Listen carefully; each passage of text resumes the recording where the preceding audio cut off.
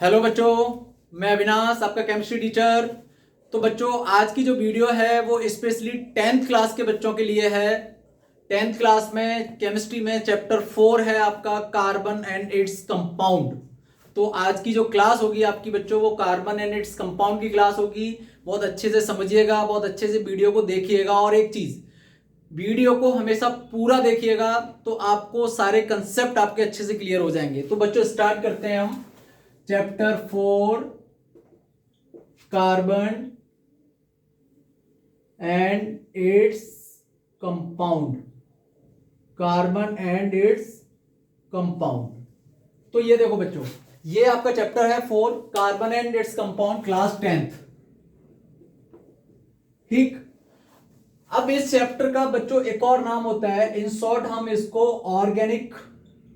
Organic compounds भी बोल सकते हैं। कोई इशू नहीं है यहाँ पे, ऑर्गेनिक कंपाउंड्स भी बोल सकते हैं हम इसको। और सेकंड थिंग, ये जो चैप्टर है आपका बेटा, बेसिकली ये चैप्टर आपका ऑर्गेनिक केमिस्ट्री का चैप्टर है। ऑर्गेनिक केमिस्ट्री का चैप्टर है ये आपका। क्लियर बच्चों? कार्बन एंड इट्स कंपाउंड जो चैप्टर है बेटा आपका, ये ऑर्गेनिक केमिस्ट्री का चैप्टर है। और कार्बन एंड इट्स कंपाउंड को हम ऑर्गेनिक कंपाउंड भी बोल सकते हैं। ठीक, क्यों बोल सकते हैं बहुत अभी मैं आगे क्लियर करूंगा, इसीलिए मैं कहता हूं वीडियो को एंड तक देखना। देखो, ठीक है। अब देखो, समझो बेटा, यहां पे क्या होता है। इस चैप्टर का बेस क्या है? इस चैप्टर का बेस है कि जो कार्बन है इसके कंपाउंड, यानी इस चैप्टर के अंदर हम कार्बन के बारे में स्टडी करेंगे और कार्बन से बने हुए कंपाउंड के बारे में स्टडी करेंगे। क्योंकि नाम ही है कार्बन एंड इट्स कंपाउंड, यानी कार्बन और उसके बने हुए कंपाउंड। तो ओवरऑल कहने का मीनिंग क्या हुआ यहाँ पे? मतलब ये हुआ कि हम इस चैप्टर में कार्बन और उसके बने हुए कंपाउंड्स की स्टडी करेंगे यहाँ पे। ठीक है। अब देखो, होता क्या है बेटा कि हमें कार्बन और उसके कंपाउंड के बारे में स्टडी तो करनी है, लेकिन उसके पहले हमें कार्बन के बारे में बेसिक नॉलेज पूरी होनी चाहिए बच्चों, कि कार्बन कहाँ मिलता है, कार्बन की क्या क्या प्रॉपर्टीज होती हैं, कार्बन के क्या आइसोटॉप्स होते हैं। ये सारी बेसिक जो इंफॉर्मेशन है अबाउट कार्बन, वो हमें पता होनी चाहिए। तो first of all we want to know the basic information about carbon. सबसे पहले हम कार्बन के बारे में बेसिक जानकारी पता करेंगे कि कार्बन की बेसिक्स नॉलेज क्या है, वो हमें पता होनी चाहिए। ठीक है बेटा? तो यहां से हम स्टार्ट करते हैं। सबसे पहले मैं आपको यहां बताता हूं बच्चों कार्बन के बारे में। सबसे पहले कार्बन का जो सिंबल होता है बेटा, वो सी होता है। ठीक है, कार्बन का सिंबल होता है वो सी होता है। कार्बन का एटॉमिक नंबर 6 होता है। कार्बन का एटॉमिक मास जो होता है वो बच्चों 12 होता है। ठीक है। और कार्बन के आइसोटोप्स भी होते हैं। कार्बन के आइसोटोप्स कौन से होते हैं? 6C12, 6C13, 6C14 isotopes. अब ये जो वर्ड आया है ना बेटा आइसोटॉप, इसका मीनिंग क्या है? आइसोटॉप्स का मतलब होता है those species which have same atomic number but different in mass number. यानी वो स्पीशीज, वो एलिमेंट जिनके एटॉमिक नंबर तो सेम हो लेकिन मास डिफरेंस हो, उनको हम बोलते हैं आइसोटोप्स। और अगर किसी का मास सेम है और एटॉमिक नंबर डिफरेंट है तो बेटा हम उसको बोलते हैं आइसोबार। क्लियर? तो देखो यहां पे एक तो ये चीज क्लियर हो गई। ठीक। अगली चीज यहां पे बेसिक इंफॉर्मेशन में बता रहा हूं आपको कार्बन की जो वैलेंसी होती है बेटा वो 4 होती है। ठीक है, कार्बन की जो वैलेंसी होती है वो 4 होती है। इसको हम टेट्रा वैलेंसी बोलते हैं। यानी कार्बन कैसा होता है? टेट्रा वैलेंस होता है। टेट्रा वैलेंस मतलब इसके पास 4 बॉन्ड बनाने की कैपेबिलिटी है, इसलिए हम इसको टेट्रा वैलेंस कहते हैं, क्योंकि इसके पास 4 बॉन्ड बनाने की कैपेबिलिटी है। अब देखो, मैं इसका आपको अगर मैं बात करूं एविडेंस की, ठीक है बेटा, एविडेंस की मैं बात करूं तो यहां पे जो कार्बन है वो 0.02% तो अर्थ क्रस्ट में मिलता है। अर्थ क्रस्ट के अंदर ये मिलता है 0.02%, और एटमॉस्फेयर में मिलता है बेटा ये 0.03%। ये कहां मिलता है आपको? एटमॉस्फेयर में। एटमॉस्फेयर में बच्चों किसके फॉर्म में मिलता है? ये CO2 के फॉर्म में, क्योंकि आपने देखा है पूरे एटमॉस्फेयर के अंदर CO2 प्रेजेंट होती है। तो उस CO2 में क्या कार्बन प्रेजेंट होता है। तो ओवरऑल कंप्लीट जो कार्बन का एविडेंस है बेटा वो 0.05% है। ये बात ध्यान रखिएगा। 0.02% तो वो अर्थ क्रस्ट में मिलता है, 0.03% वो एटमॉस्फेयर में मिलता है in the form of CO2। तो ओवरऑल जो एबुडेंस है कार्बन का वो 0.05% है। एक तो इतनी सी बात हो गई। अभी बेसिक्स इंफॉर्मेशन ही चल रही है कार्बन की, मैं अभी इसको रफ करूंगा, इसका स्क्रीनशॉट ले लो बेटा जल्दी।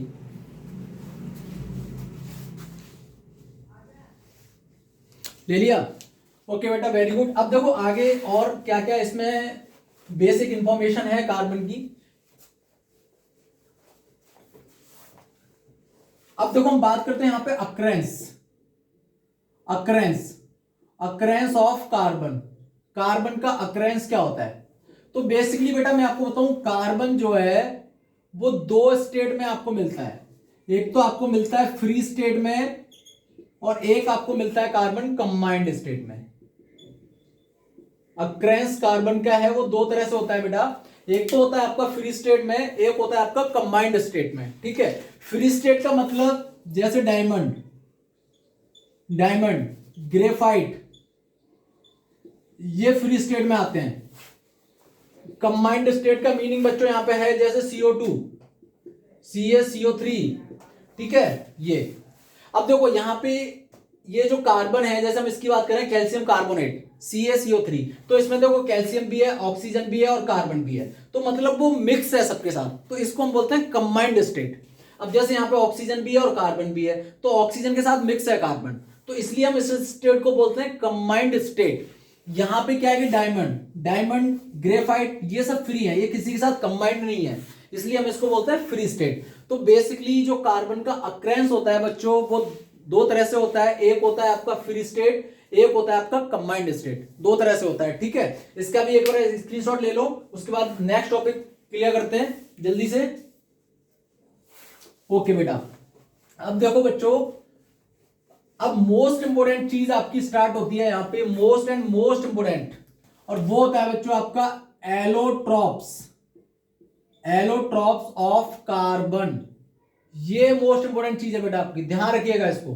ठीक है, मैं यहां पे मार्क कर देता हूं, इंपोर्टेंट मार्क कर देता हूं, एलोट्रॉप्स ऑफ कार्बन। तो सबसे पहले तो बेटा आपको यह समझना है कि इसमें जो वर्ड है ना आपका एलोट्रॉप्स, ये क्या होता है। ये जो एलोट्रॉप्स वर्ड है ना, इसका मीनिंग क्या है, अभी हम यहाँ पे पढ़ने वाले हैं बच्चों, कार्बन के एलोट्रॉप्स पढ़ने वाले हैं हम यहाँ पे, एलोट्रॉप्स ऑफ कार्बन, कार्बन के एलोट्रॉप्स पढ़ने वाले हैं। लेकिन उससे पहले हमें ये पता होना चाहिए बच्चों कि एलोट्रॉप्स का मीनिंग क्या होता है, एक्चुअल में होता क्या है एलोट्रॉप्स। तो मैं यहाँ पे इसकी डेफिनेशन लिख रहा हूं। एलोट्रॉप्स का मीनिंग होता है बच्चों different form of the same element, different form of the same element in the same physical state। ये बेटा डेफिनेशन होती है एलोट्रॉप्स की, different form of the same element in the same physical state. अब देखो यहां पे एक तो हो गया ये different form, same element and same physical state.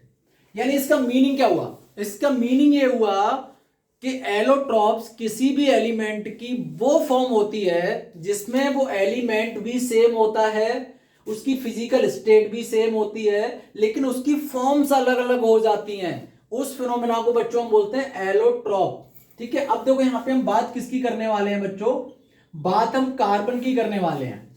अब कार्बन के जो एलोट्रॉप्स होते हैं बेटा, वो कार्बन के 3 एलोट्रॉप्स होते हैं, याद रखिएगा कार्बन के 3 एलोट्रॉप्स होते हैं। फर्स्ट होता है आपका diamond, diamond, second one graphite and third one is buckminster fullerenes, buckminster fullerenes, ये होता है बकमिन्स्टर फुलरेंस। ठीक है, ये अभी न्यूली एडेड है, इसके बारे में हम ज्यादा स्टडी करेंगे भी नहीं, और आपकी सिलेबस में ज्यादा कुछ है भी नहीं बकमिन्स्टर फुलरेंस के बारे में। बेसिकली हमारे लिए ये दोनों एलोट्रॉप्स बहुत इंपॉर्टेंट हैं, डायमंड एंड ग्रेफाइट, इसके बारे में थोड़ा डिटेल में है आपके चैप्टर के अंदर। अब जैसे देखो, अब इसको हम समझते हैं कि कार्बन के 3 एलोट्रॉप्स किस तरह से होते हैं बेटा। अब एलोट्रॉप्स की डेफिनेशन क्या है, different form of the same element in the same physical state. यानी फिजिकल स्टेट सेम है, एलिमेंट भी सेम है, लेकिन फॉर्म अलग है। अब देखो समझो, कार्बन का सिंबल क्या होता है बेटा, C, डायमंड का सिंबल क्या होता है, C, ग्रेफाइट का सिंबल C, बकमिन्स्टर फुलरेंस का सिंबल C। अब देखो एलिमेंट C, ये भी C, ये भी C, ये भी C, यानी एलिमेंट ये तीनों कैसे हैं, एलिमेंट तो सेम है ना तीनों, देखो ना एलिमेंट तीनों सेम है और इनकी फिजिकल स्टेट भी सेम है, यानी डायमंड भी सॉलिड, ग्रेफाइट भी सॉलिड और ये भी सॉलिड। तो फिजिकल स्टेट भी तीनों की कैसी है बेटा, फिजिकल स्टेट भी तीनों की सेम है, लेकिन इनकी फॉर्म्स अलग अलग होती हैं, डिफरेंट फॉर्म। एलिमेंट भी सेम होगा, फिजिकल स्टेट भी सेम होगी, लेकिन फॉर्म अलग हो जाएंगी, उसी को हम बोलते हैं एलोट्रॉप। फॉर्म्स अलग कैसे हैं, डायमंड जो है बेटा वो बहुत हार्ड है, ग्रेफाइट जो है बहुत सॉफ्ट है। देखो फॉर्म्स अलग हो रही है ना, डायमंड इलेक्ट्रिसिटी कंडक्ट नहीं करता, लेकिन ग्रेफाइट बहुत अच्छी इलेक्ट्रिसिटी कंडक्ट करता है। तो फॉर्म्स मतलब प्रॉपर्टी बिल्कुल अलग है दोनों की, जबकि एलिमेंट सेम है, फिजिकल स्टेट भी सेम है, उसके बावजूद भी इनकी फॉर्म्स अलग हैं। इसी चीज को बच्चों हम बोलते हैं क्या, एलोट्रॉप्स। इसी चीज को बोला जाता है एलोट्रॉप्स। ठीक है बेटा, अब हमें क्या करना है इस चैप्टर के अंदर, 1 बाय 1 सबसे पहले हमें डायमंड के बारे में स्टडी करना है, आफ्टर दैट हम ग्रेफाइट के बारे में स्टडी करेंगे, उसके बाद बकमिंस्टर फुलरेंस के बारे में ज्यादा कुछ स्टडी नहीं करना हमें, क्योंकि ये न्यूली एडेड एलोट्रॉप है, तो इसके बारे में ज्यादा कुछ है नहीं, कुछ बेसिक 2-4 बातें हैं वो मैं आपको बता दूंगा। क्लियर, एक बार इसका स्क्रीनशॉट लो, उसके बाद हम स्टार्ट करेंगे बेटा डायमंड कि डायमंड क्या होता है। एक बार इसका स्क्रीनशॉट लो जल्दी से बच्चों।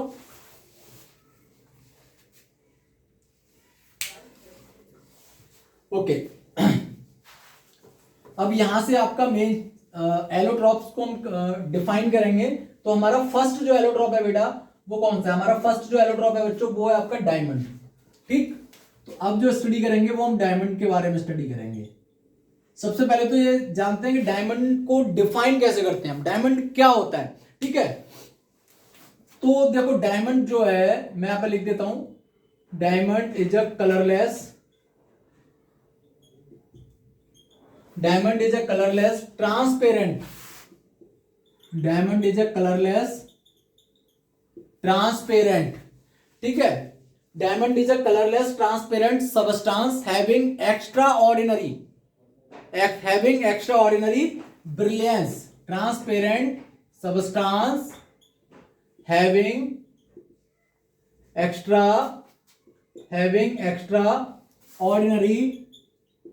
Ordinary brilliance. ब्रिलियंस का मीनिंग होता है बच्चों चमक, ये जो ब्रिलियंस है, ब्रिलियंस का मतलब होता है चमक। ठीक, यानी ये डायमंड को हमने डिफाइन कर दिया, diamond is a colourless transparent, diamond is a colourless transparent substance having extra ordinary brilliance. ठीक है, अब देखो यहां पे, अब हम बात करें यहां पे स्ट्रक्चर ऑफ कार्बन की, स्ट्रक्चर ऑफ कार्बन। तो देखो कार्बन का जो स्ट्रक्चर होता है ना बेटा वो कैसे होता है समझो। यहां पे मैं यहां बना देता हूं, ये जो डॉट मैं बना रहा हूं बच्चों, ये डॉट कार्बन को रिप्रेजेंट कर रहा है। ठीक है ना, अभी हमने क्या पढ़ा था, कार्बन का नेचर कैसा होता है, टेट्रावेलेंसी होता है ना बेटा, यानी 4 बॉन्ड बनाता है ना कार्बन। तो उसके अकॉर्डिंग समझो, ये जो डॉट है ना ये कार्बन है। ठीक, ये जो डॉट बन रहे हैं बेटा ये डॉट कार्बन है। ये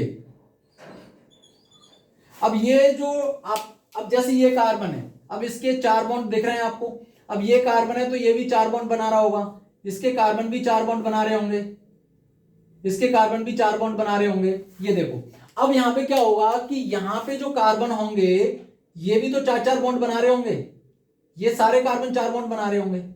इसी वजह से ये जो डायमंड होता है, यहां पे 2-3 चीजें क्लियर होती हैं बेटा। पहली चीज ये है कि डायमंड, अभी मैं आपको ये बात भी बताऊंगा, लिखवाऊंगा प्रॉपर, लेकिन अभी स्ट्रक्चर को मैं क्लियर करने के लिए आपको बता देता हूं। डायमंड जो है वो बहुत ज्यादा हार्ड सब्सटेंस है। तो अगर आपसे कोई क्वेश्चन करता है कि डायमंड हार्ड क्यों है, डायमंड हार्ड क्यों है, अगर ये क्वेश्चन आपसे किया जाता है बेटा कि डायमंड जो है वो बहुत ज्यादा हार्ड है तो क्यों है, तो उसका रीजन आप बताओगे ड्यू टू देयर स्ट्रक्चर। दूसरी बात, डायमंड इलेक्ट्रिसिटी कंडक्ट नहीं करता, यानी डायमंड के अंदर अगर आप इलेक्ट्रिसिटी को पास कराओ तो नहीं होगी। रीजन क्यों नहीं होगी, क्योंकि कहीं भी बेटा अगर इलेक्ट्रिसिटी पास होती है तो ड्यू टू फ्री इलेक्ट्रॉन होती है। अगर इलेक्ट्रॉन्स फ्री होंगे तो इलेक्ट्रिसिटी पास होगी। यहां पे कोई भी इलेक्ट्रॉन फ्री नहीं है। एक कार्बन के पास 4 इलेक्ट्रॉन होते हैं और 4 इलेक्ट्रॉन उसने अपने काम पे लगा रखे हैं, 4 बॉन्ड बना रखे हैं, 4 इलेक्ट्रॉन को काम पे लगा रखा है। इसका मतलब इसके पास कोई फ्री इलेक्ट्रॉन है ही नहीं। फ्री इलेक्ट्रॉन ही नहीं होगा तो इलेक्ट्रिसिटी कंडक्ट होगी नहीं, क्योंकि इलेक्ट्रिसिटी कंडक्ट तो फ्री इलेक्ट्रॉन्स की वजह से होती है ना बेटा। ठीक, दूसरी चीज क्या होती है, इसके जो मेल्टिंग और बॉइलिंग पॉइंट होते हैं वो बहुत ज्यादा हाई होते हैं। ठीक है, इसका ना, इसको एक चीज और बोलते हैं, इसको नेटवर्क सॉलिड भी बोलते हैं। ये बात ध्यान रखना, इसको नेटवर्क सॉलिड भी बोलते हैं। रीजन क्यों बोलते हैं, क्योंकि अब देखो ना, ये कार्बन जो है अब ये आगे बढ़ते ही चले जाएंगे, बढ़ते ही चले जाएंगे ये इनका। अब जो ये कार्बन होगा ये फिर 4 बॉन्ड बनाएगा, तो ये स्ट्रक्चर तो बहुत बड़ा हो जाएगा बेटा, बहुत बड़ा हो जाएगा। इसलिए एक बड़ा नेटवर्क खड़ा हो जाएगा वहां पे, इसलिए हम इसको बोलते हैं नेटवर्क सॉलिड, डायमंड को, क्योंकि डायमंड एक नेटवर्क सॉलिड भी है बहुत अच्छा सा। क्लियर हो गया ना बेटा? इसका स्क्रीनशॉट लो, उसके बाद मैं आपको इसके ना कुछ करेक्टर्स बताता हूं और इसके यूजेस बताता हूं।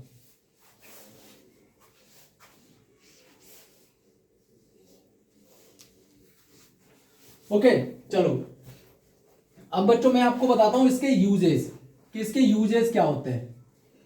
ठीक, पहले तो इसके कुछ करेक्टर्स समझ लो कि डायमंड के करेक्टर्स क्या होते हैं। डायमंड के करेक्टर्स होते हैं, पहली चीज ये हार्ड सबस्टांस है, hard substance. Second thing, extraordinary brilliance होती है इसके अंदर। ब्रिलियंस में बता चुका हूं बेटा, चमक। एक तो पहला करेक्टर इसका क्या हो गया, हार्ड सबस्टांस है। दूसरा करेक्टर क्या हो गया, ब्रिलियंस, मतलब इसके अंदर चमक है। तीसरा character, do not conduct electricity, do not conduct electricity, ये इलेक्ट्रिसिटी को कंडक्ट नहीं करता। और क्यों नहीं करता मैं आपको भी बता चुका हूं, क्योंकि इसके अंदर फ्री इलेक्ट्रॉन्स नहीं होते। ठीक है ना बेटा? और उसके बाद इसका फोर्थ करेक्टर है कि इसके जो बॉइलिंग पॉइंट होते हैं, बॉइलिंग पॉइंट या फिर मेल्टिंग पॉइंट, ये बहुत क्या होते हैं, बहुत ज्यादा हाई होते हैं बेटा। तो ये तो इसके बेसिक्स करेक्टर हैं। हार्ड सब्सटेंस है, ब्रिलियंस होती है, do not conduct electricity, boiling point and melting point is very high. ठीक है ना, हम बोल सकते हो वेरी हाई, बहुत ज्यादा हाई होते हैं इनके। ठीक है, उसके बाद बेटा अब हम बात करते हैं इसके यूजेस की, कि इसके यूजेस क्या क्या होते हैं। तो देखो, एक तो आपको पता है कि ज्वेलरी मेकिंग में इसका यूज होता है। ठीक है ना, ज्वेलरी मेकिंग, जो ज्वेलरी बनती है वहां पे डायमंड का यूज होता है, ज्वेलरी मेकिंग। दूसरी बात, इसका जो यूज है ना बेटा, वो कटर के फॉर्म में होता है। कटर में बहुत ज्यादा यूज होता है इसका। कटर समझते हो ना बच्चा, जैसे ग्लास को, स्टोन को काटने के लिए जो कटर यूज किया जाता है ना, वहां पे डायमंड का यूज किया जाता है। ठीक है, तो ये इसके यूजेस हो गए, ये इसके करेक्टर हो गए। इसका अब देखो, डायमंड का बेसिक्स क्लियर हो गया, डायमंड के स्ट्रक्चर क्लियर हो गया, इसकी करेक्टर क्लियर हो गए और इसके यूजेस क्लियर हो गए। ओवरऑल हमारा डायमंड पूरा कंप्लीट हो गया। अब नेक्स्ट जो हमारा एलोट्रॉप कौन सा है बच्चों, नेक्स्ट एलोट्रॉप है हमारा ग्रेफाइट। तो एक बार इसका स्क्रीनशॉट लो, उसके बाद फिर ग्रेफाइट की तरफ मूव करते हैं।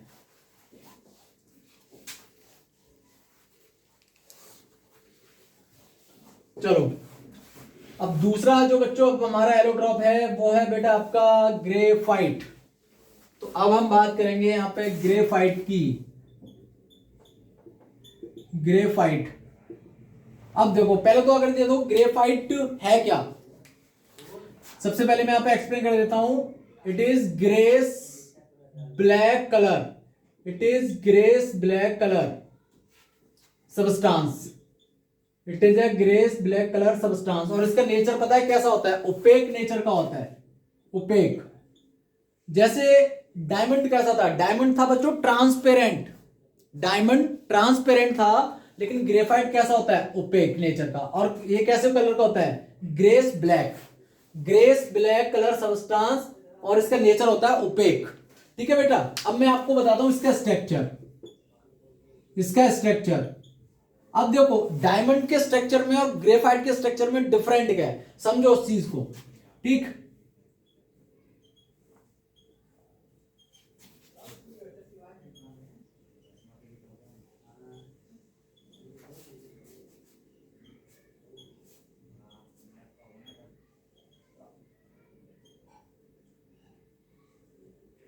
ध्यान से समझिएगा इसका स्ट्रक्चर। ये जो डॉट डॉट है ना, अभी मैं इनको बताता हूं।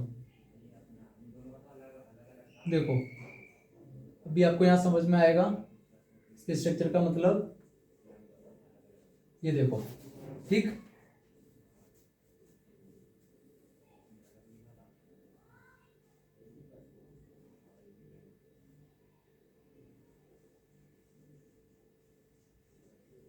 ये जो डॉट है ना बेटा, इसमें ये डॉट कार्बन है। जैसे डायमंड में डॉट दिख रहे थे ना आपको, उसी तरह यहां भी डॉट है, ये कार्बन है।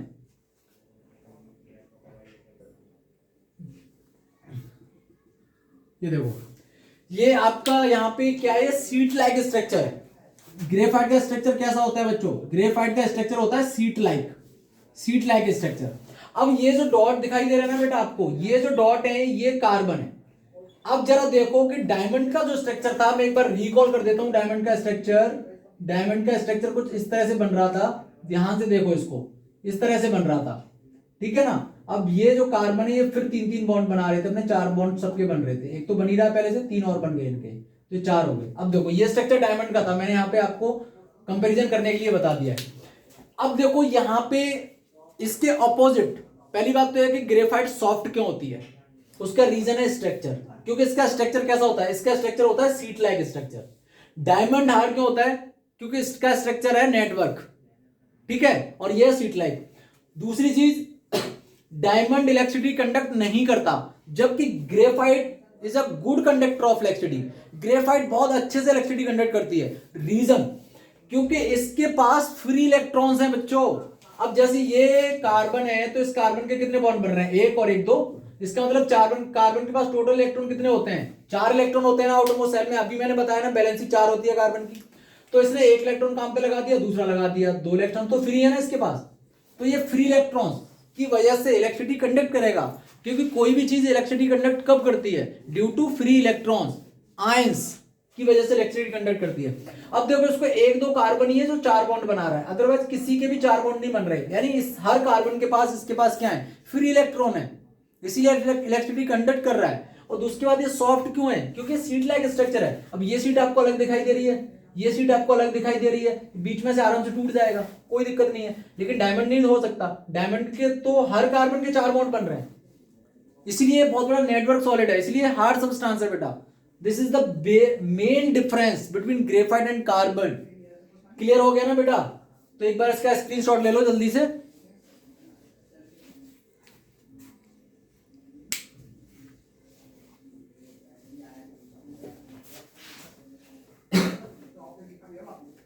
अब देखो यहीं से बच्चों आपका डिफरेंस भी आपको क्लियर हो गए। और मैं अगर इसकी कैरेक्टर्स की बात करूं तो ग्रेफाइट के जो कैरेक्टरिस्टिक्स होते हैं वो क्या होते हैं, गुड कंडक्टर ऑफ इलेक्ट्रिसिटी, पहला बहुत इंपॉर्टेंट कैरेक्टर है कि जो ग्रेफाइट है वो इलेक्ट्रिसिटी को बहुत अच्छे से कंडक्ट करता है, ठीक है ना। डायमंड के कंपैरिजन में ग्रेफाइट जो है वो सॉफ्ट सब्सटेंस है as compare to diamond. Diamond का अगर हम कंपेयर करें तो जो ग्रेफाइट है वो बहुत सॉफ्ट सब्सटेंस है, ठीक है बेटा। अगर हम इसके यूजेस की बात करें, ग्रेफाइट के यूजेस कहां होते हैं, तो ग्रेफाइट के जो यूजेस होते हैं बच्चों, एक तो आपके पेंसिल लेड में होते हैं, जो पेंसिल से आप लिखते हो ना, उसकी जो लेड होती है पेंसिल लेड, वो ग्रेफाइट की बनी होती है। बैटरीज में यूज होते हैं, बैटरीज में आपने देखा होगा एक रॉड पड़ी होती है ब्लैक कलर की, वो ग्रेफाइट की बनी होती है, वहां भी ग्रेफाइट का यूज होता है। एक इसका ना यूज होता है किसमें, लुब्रिकेंट ऑयल में। लुब्रिकेंट ऑयल समझते हो बच्चों, लुब्रिकेंट ऑयल का मतलब होता है जो गाड़ियों की सर्विस वगैरह होती है उसमें जो ऑयल डाला जाता है वो बहुत चिकना होता है, कभी देखना उसको, बहुत ज्यादा चिकना होगा। तो वो किसकी वजह से चिकना हो रहा है, वो ग्रेफाइट की वजह से चिकना हो रहा है, क्योंकि उसके अंदर बहुत बड़े अमाउंट में ग्रेफाइट को मिक्स किया जाता है। तो लुब्रिकेंट ऑयल में ग्रेफाइट डाला जाता है, इस वजह से वो ना बहुत ज्यादा चिकना हो जाता है। तो पेंसिल लेड में इसका यूज हो जाता है, बैटरीज में इसका यूज होता है, इलेक्ट्रोड बनाने में, बैटरी के जो इलेक्ट्रोड होते हैं जो मैं बता रहा हूँ रॉड पड़ी होती है वो ग्रेफाइट की बनी होती है, लुब्रिकेंट ऑयल में इसका यूज होता है। तो यहाँ पे बच्चों आपके 2 एलोट्रॉप्स बिल्कुल कंप्लीट हो चुके हैं, डायमंड और ग्रेफाइट। उनका स्ट्रक्चर हमने पढ़ा, उनके करेक्टर्स हमने पढ़े और उनके यूजेस हमने पढ़े, प्रॉपर कंप्लीट कर लिया हमने यहाँ पे diamond and graphite. Now we will move on our third allotrope, buckminster फुलरेंस।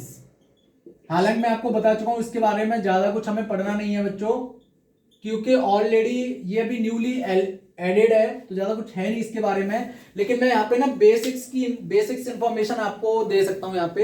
Actual में इसका जो स्ट्रक्चर होता है ना वो क्लस्टर होता है, किसका, 60 कार्बन का, यानी 60 कार्बन को आप आपस में जोड़ दो तो एक बॉल टाइप स्ट्रक्चर बनेगा। इसका जो स्ट्रक्चर बनेगा ना, जैसे फुटबॉल देखा है आपने, फुटबॉल की तरह इसका स्ट्रक्चर बनता है, ठीक है, जिसको क्लस्टर कहते हैं।